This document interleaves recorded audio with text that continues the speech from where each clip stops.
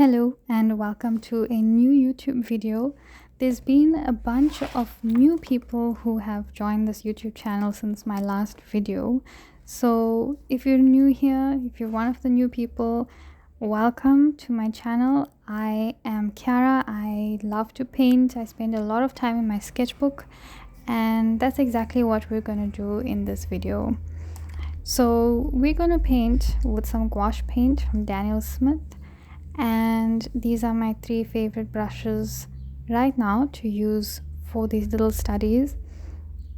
We're going to use these to paint another little study in my sketchbook, similar to my previous video where we exercise the gouache muscle.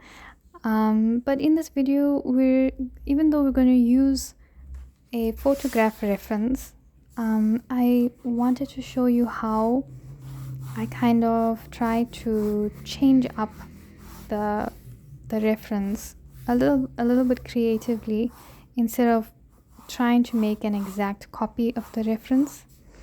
So I chose this reference because I really liked the light and the way the light fell on that boulder. It's kind of half in the light, half in shadow. I also really liked the fallen log going over the river and the rocks around it, but this I'm not sure how to paint this exactly in gouache with gouache paint without it making it seem like that boulder is going to kind of disappear. So to bring out some contrast and make the boulder stand out, I thought of making the background more darker, more moody, and really highlight that boulder and the way the light is falling on that boulder.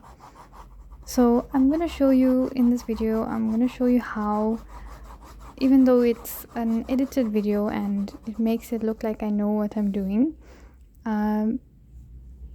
it's actually, there's a lot of hesitancy behind the scenes, and I actually don't know what I'm doing. It's just an attempt to try to paint, and if it didn't work out, I would just try it again, and if it didn't work out again, I'll just move on to the next thing. So even though this edited video makes it seem like I know what I'm doing, I really don't, and it's all just an attempt, trying out, experimenting, and seeing what happens.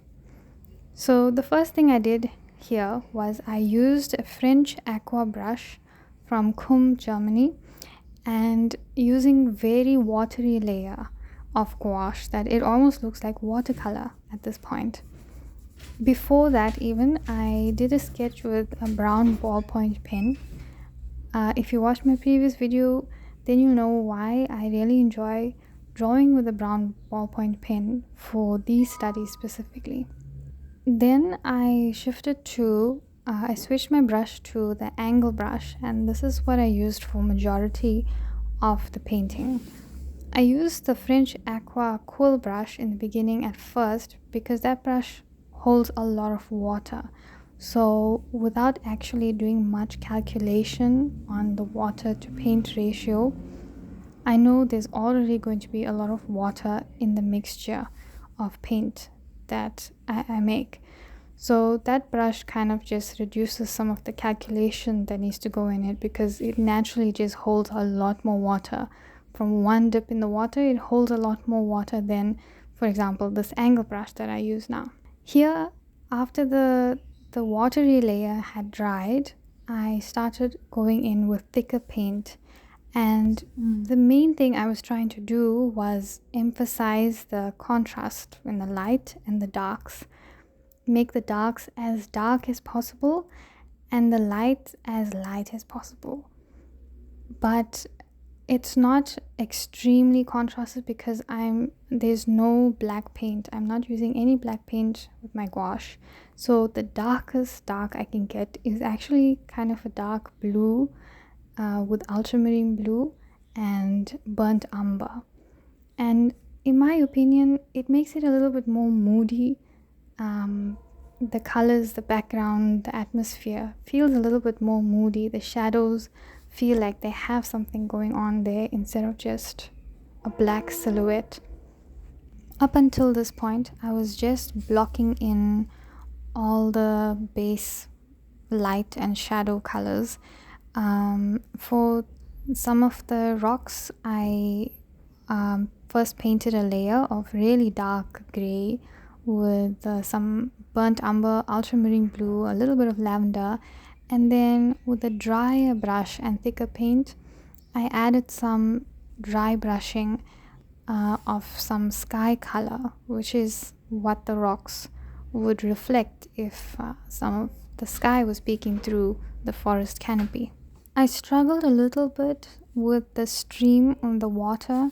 I just couldn't get the right color that I was seeing, that blue of the that's also reflecting the sky color. And I tried mixing a little bit of ultramarine blue with burnt umber and then layering it a little bit with ultramarine blue and titanium white, but it didn't look, I don't know, I was struggling a little bit with it, but I guess it's a good enough attempt for the first time trying something like this. And for the log, I used a little bit in lavender mixed with burnt sienna to create the shadow parts of the log, and then went over it with some dry brushing using spring green and yellow ochre. I really love sharing the painting process, even though sometimes having to film, having to take pictures all the time and make content when I just feel like painting, sometimes it can be a little bit pressurized or overwhelming. Sometimes I just want to paint without the camera there.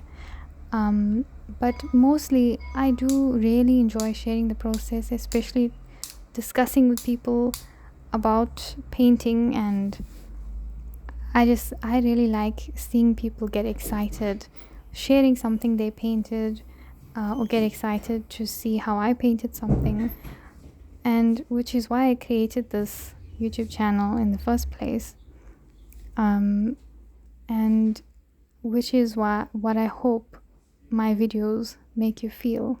I hope my videos make you feel like going to grab your paints and a sketchbook and just let loose on the page. Just be free with your paint, whatever paint that is, whether you use gouache, watercolor, acrylic, oil, and experiment. Try something. Try some new brushes, try some new paper. I hope my videos make somebody feel like painting, basically. And it doesn't even have to be a masterpiece, even if it's just swatching new colors that you got, even if it's color pencil, just scribbling on the page or sketching something in front of you. It gives me great joy to know that if somebody watches my video and it makes them feel like painting. So these videos are a little bit on the shorter side because they're really small studies and there's not really much to explain about it. At this point, what I did was I was using a watery mixture again, with more water than gouache in the paint mixture, and I went and retouched the background a little bit to introduce some more greenery in the background, make it seem like the forest is quite dense in the back. And then with some splattering and a little bit of details on the leaves, this illustration was done. It was really fun, and if you enjoyed it, I urge you to grab your paints, try to follow along, use the same reference photo, and create something super satisfying, super messy, and most of all, super fun. Thank you for watching, and I'll see you in the next video.